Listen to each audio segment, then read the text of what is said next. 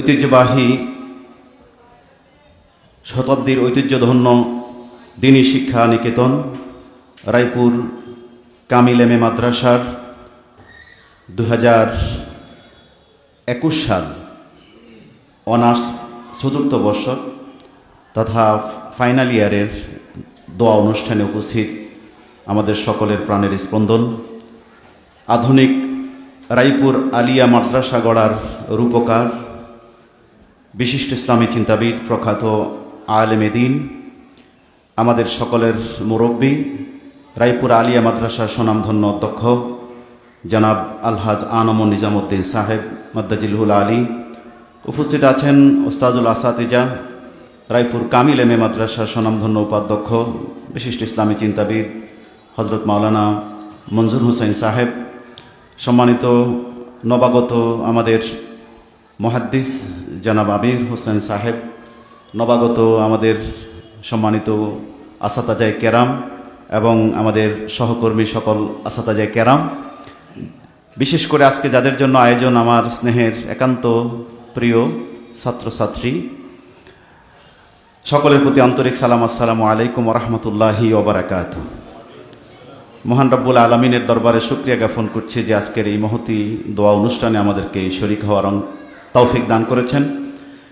আল্লাহর প্রশংসা, রাসূল সাল্লাল্লাহু আলাইহি ওয়াসাল্লামের প্রতি দরুদ ও সালামের পরে আমি আমার আজকের এই দোয়া প্রার্থী অনার্স ফোর্থ ইয়ার ছাত্রছাত্রীদের এই পরিবেশনায়, তাদের এই আয়োজনে আমি মুগ্ধ।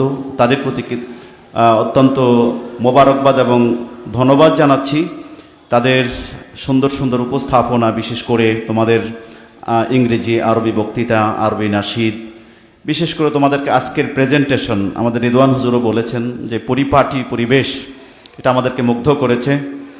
এবং তোমাদের মধ্যে সম্ভাবনাময়ী আমরা কিছু আলামত দেখতে পাচ্ছি আগামীর কর্ণধার হিসাবে, আগামীর বাংলাদেশ, আগামীর ইসলাম, আগামীর মানবতার কল্যাণে তোমরা খেদমত করার মতো কিছু ম্যাট্রিয়াস উপকরণ আমরা তোমাদের মধ্যে দেখতে পাই, আলহামদুলিল্লাহ। আশা করি এই লেখাপড়া সার্টিফিকেট অর্জন করার জন্য ক্লাস ধাপগুলো তোমরা শেষ করতে যাচ্ছ, কিন্তু লেখাপড়া রাসূল সাল্লাল্লাহু আলাইহি ওয়াসাল্লামের ঘোষণা মোতাবেক উতলুবুল ইলমা মিনাল মাহদি ইলাল লাহাদ, তোমরা জ্ঞান অর্জন করো ধোলনা থেকে মৃত্যু পর্যন্ত, কবর পর্যন্ত। আমাদের ইলমি চর্চাটা কন্টিনিউ রাখতে হবে, ইলমি ধারাবাহিকতা আমরা অব্যাহত রাখব, উচ্চশিক্ষার শিখরে আমরা আরোহণ করব, জ্ঞানের আলোয় আলোকিত করে দেশ এবং জাতির কল্যাণে, ইসলামের কল্যাণে আমরা আত্মনিয়োগ করব ইনশাআল্লাহ। এক্ষেত্রে যে বিষয়টা আমাদের একান্ত প্রয়োজন সেটা হচ্ছে, আমি সর্বপ্রথম মহাগ্রন্থ আল কোরআনুল কারীম থেকে একখানা আয়াত তেলাওয়াত করেছি সূরা তলাকের, মাইয়াত্তাকিল্লাহ ইয়াজআল লাহু মাখরাজান ওয়া ইয়ারযুকহু মিন হাইসু লা ইয়াহতাসিব। যে ব্যক্তি আল্লাহকে ভয় করে, আল্লাহ তাআলা তার পথ উন্মোচিত করে দেন এবং তার জন্য এমন জায়গা থেকে রিস্কের ব্যবস্থা করে দেন যেটা সে কখনো কল্পনাও করে না। আমাদের মধ্যে অনেক সময় হতাশা কাজ করে, মাদ্রাসায় পড়েছি, ইনকামের ব্যাপারে, দুনিয়ার বিভিন্ন উপকরণ সংগ্রহ করার ব্যাপারে, রিস্কের ব্যাপারে আমাদের অনেক সময় হতাশা আছে। আমরা তোমাদেরকে আশ্বস্ত করতে চাই, যারা প্রকৃতপক্ষে ইলমে দ্বীন অর্জন করেছে, আল্লাহর ভয় অন্তরে লালন করেছে, একনিষ্ঠতার সাথে খেদমতের দ্বীনের খেদমত করে যাচ্ছে, এরা কোথাও ঠকে না। এদেরকে আল্লাহ তাআলা রিজকের মধ্যে, সম্মানের মধ্যে, দুনিয়া এবং আখেরাতের মধ্যে বারাকা দান করে থাকেন। এই আয়াতের অনেক বড় প্রেক্ষাপট আছে, আমি সেখানে যাব না।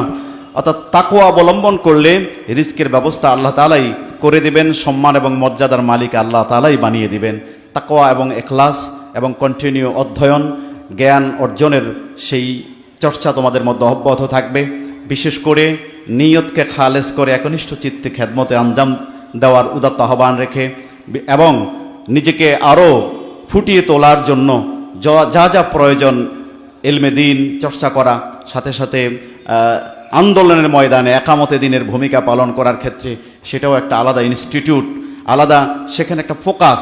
আমি মনে করি তোমরা তোমাদের ইলমকে, যোগ্যতাকে, দক্ষতাকে শানিত করবার জন্য একামতে দ্বীনের ময়দানে ভূমিকা পালন করবে এবং সদা সর্বদা আল্লাহ রাব্বুল আলামিনকে ভয় করে নিজেদের জীবনটাকে অতিবাহিত করবে। ইনশাআল্লাহ আমরা বিশ্বাস করি ভালো কোনো জায়গায় তোমরা খেদমত করতে পারবে, আর উন্নত জায়গায় তোমরা পৌঁছে যেতে পারবে।